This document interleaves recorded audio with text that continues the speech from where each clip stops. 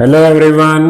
So welcome back to Chem 3D Mind Catalyst, and we are doing basic concepts of organic reaction mechanisms, and we have discussed hyperconjugation in carbocations and free radicals, and now we are going to discuss hyperconjugation in alkenes. कि पूरी alkenes की stability alkenes मतलब carbon carbon double bond.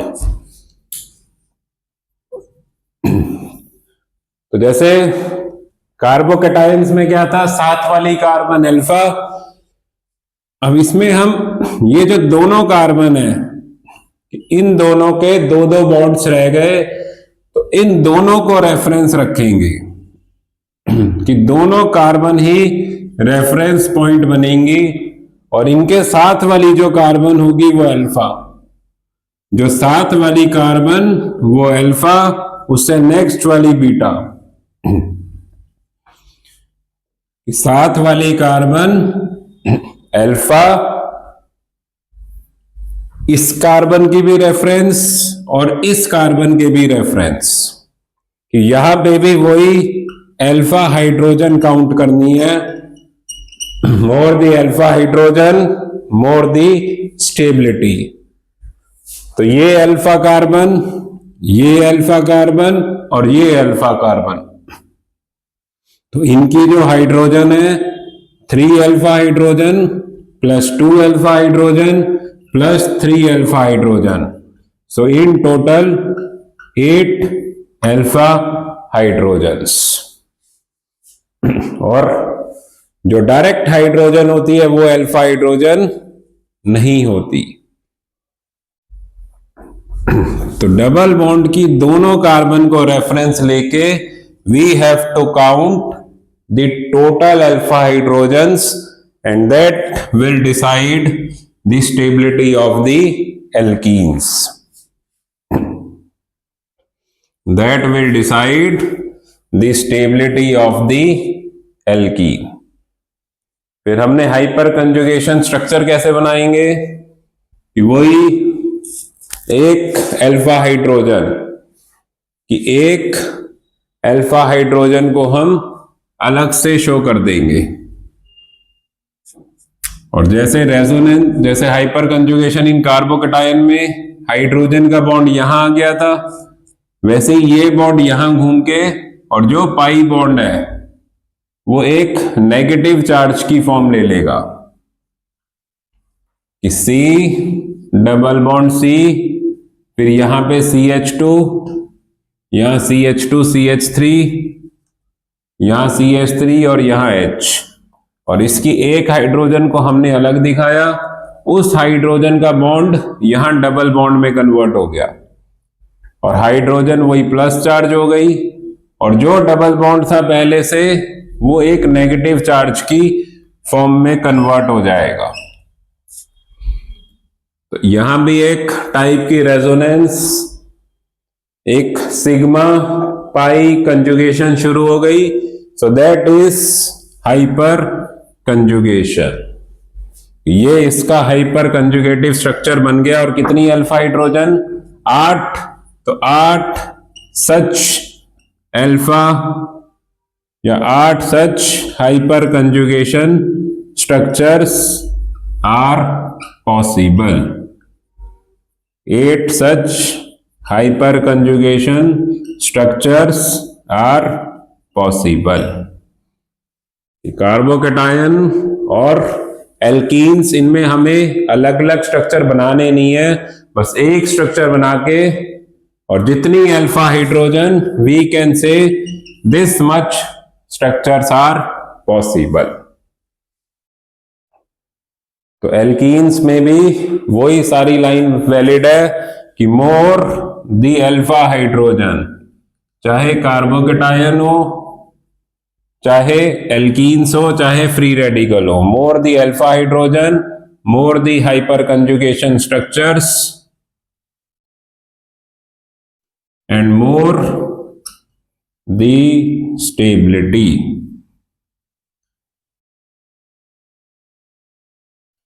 more the stability.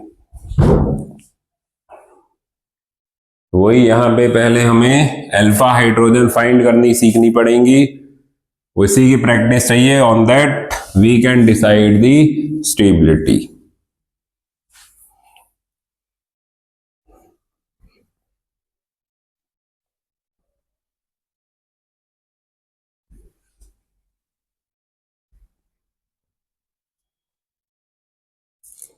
तो वही जैसे carbon double bond carbon, ये तो reference होगी कि CH3 CH3 CH3 CH3,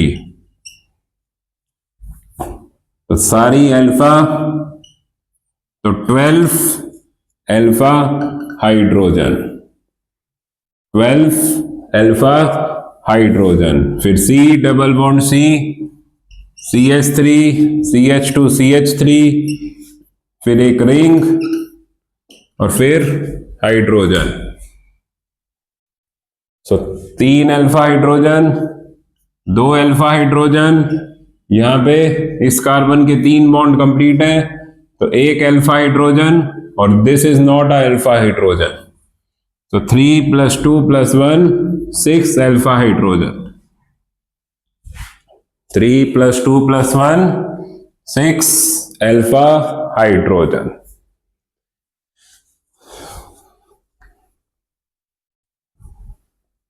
ऐसे ही हमें सिर्फ साइक्लिक स्ट्रक्चर दे देंगे और उसमें डबल बॉन्ड, एक साइक्लिक स्ट्रक्चर उसमें डबल बॉन्ड और यहां पे CH3, तो ये कार्बन और ये कार्बन, इन दोनों के बीच में डबल बॉन्ड है, ये तो हमारी रेफरेंस है। तो इस कार्बन के साथ में ये कार्बन आ रही है और इधर हाइड्रोजन, और इस कार्बन के साथ में ये कार्बन और एक हाइड्रोजन, तो ये 2 अल्फा कार्बन बन गई। और इस पे जो हाइड्रोजन है, इस पे एक हाइड्रोजन और इस पे 2 हाइड्रोजन, तो 2 अल्फा हाइड्रोजन + 1 अल्फा हाइड्रोजन, तो 3 अल्फा हाइड्रोजन। ऐसे ही डबल बॉन्ड, फिर ये यहां पे ऐसे और यहां पर भी ऐसे। इसका क्या मीनिंग हुआ कि डबल बॉन्ड, यहां पे भी CH3, यहां पे भी CH3, कुछ मेंशन नहीं है तो CH3 CH3, और बीच में डबल बॉन्ड, तो ये दोनों रेफरेंस पॉइंट। तो इसके साथ एक ये कार्बन आ रही है, ये अल्फा, और एक इधर कार्बन आ रही है, ये अल्फा, और इसके साथ ये कार्बन अल्फा और ये कार्बन अल्फा। सो अल्फा, तो सारे हर तरफ अल्फा ही है, सो 3 + 3, और इधर 2 अल्फा हाइड्रोजन और इधर भी 2 alpha hydrogen, so +2 + 2, so there are total 10 alpha hydrogen in the structure. इन दोनों में से कौन सा ज्यादा स्टेबल हुआ? So 3 alpha hydrogen, 10 alpha hydrogen, more the alpha hydrogen more the stability. तो ऐसे साइक्लिक में भी पूरी 11th से 12th एल्कीन्स की स्टेबिलिटी ऐसे ही डिसाइड होती है। देन या हमें क्वेश्चन दे देंगे propene and butene which is more stable, propene, ब्यूट-1-इन एंड ब्यूट-2-इन, प्रोपीन, ब्यूट-1-इन एंड ब्यूट-2-इन which is more stable. So propene means 3 carbon और बीच में double bond, butene means 4 carbon, ब्यूट-2-इन मीन्स 4 कार्बन, इसमें 1 पे डबल बॉन्ड, इसमें 2 पे डबल बॉन्ड। सो ये दो और ये दो रेफरेंस। तो इस पे तो 2 हाइड्रोजन, इस पे 1 हाइड्रोजन और एक CH3 which is alpha, so 3 alpha hydrogen. इस पे 2 हाइड्रोजन, इस पे 1 और ये CH2 CH3, तो ये अल्फा और ये beta, so we have only 2 alpha hydrogen. और इसमें ये दोनों रेफरेंस, तो इसके साथ भी अल्फा, उधर वाली के साथ वाली भी अल्फा, इस पे 3 हाइड्रोजन 3 हाइड्रोजन, तो जो रेफरेंस है उनकी हाइड्रोजन नहीं काउंट करनी, सिर्फ अल्फा कार्बन की hydrogen. So 3 alpha hydrogen plus 3 alpha hydrogen 6 alpha hydrogen. So stability ब्यूटूइन की सबसे ज्यादा, देन प्रोपीन, देन सबसे कम ब्यूटवनीन, ओनली 2 अल्फा हाइड्रोजन। पूरी एल्कीन्स की stability, this is how we decide.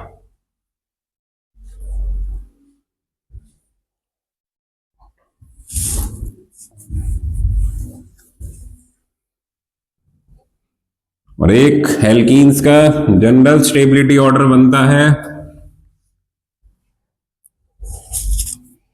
कि C डबल बॉन्ड C के स्ट्रक्चर में CH3 CH3 CH3 CH3 कि सिर्फ मिथाइल ग्रुप लेके चले तो 12 alpha hydrogen which is the most stable.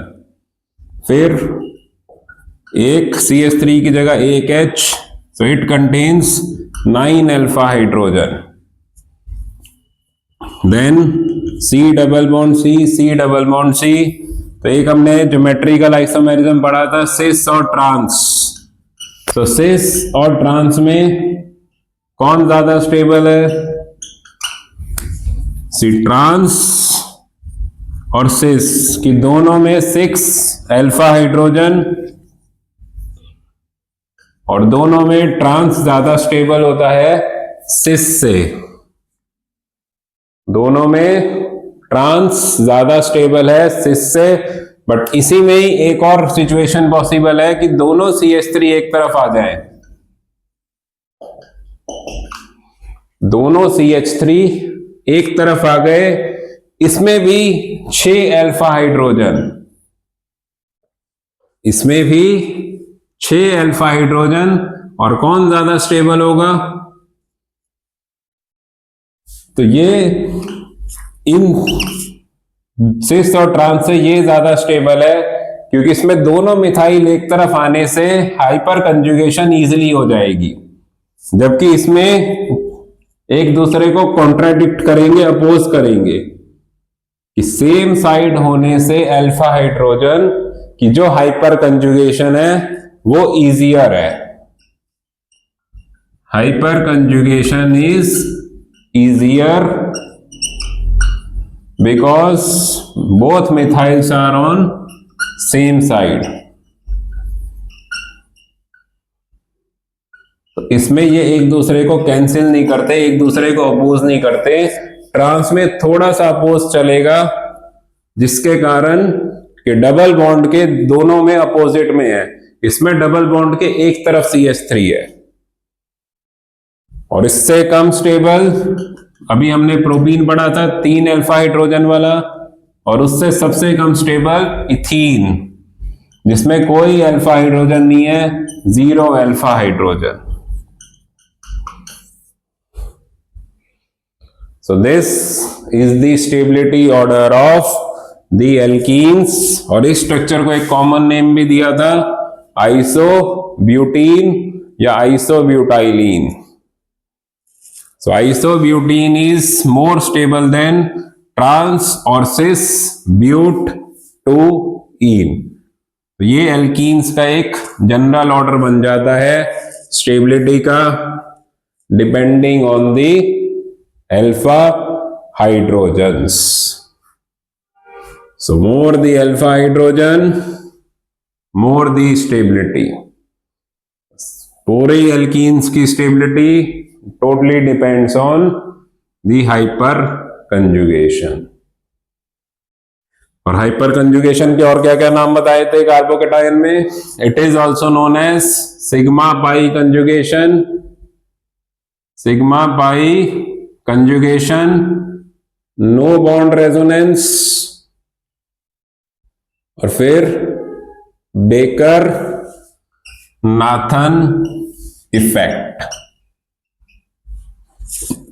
These are the synonyms of the hyperconjugation, the other names of the hyperconjugation. So this is hyperconjugation. बस hyper conjugation carbanions के साथ नहीं apply होती. This we have to keep in mind, very important, क्योंकि जब सब कुछ एक साथ आ जाएगा तब ये स्टेटमेंट बहुत यूज होगी. Never apply hyper conjugation in कार्बो anions. So do practice, revise. This is Saurabh Arora signing off. Chem 3D Mind Catalyst. Thank you so much.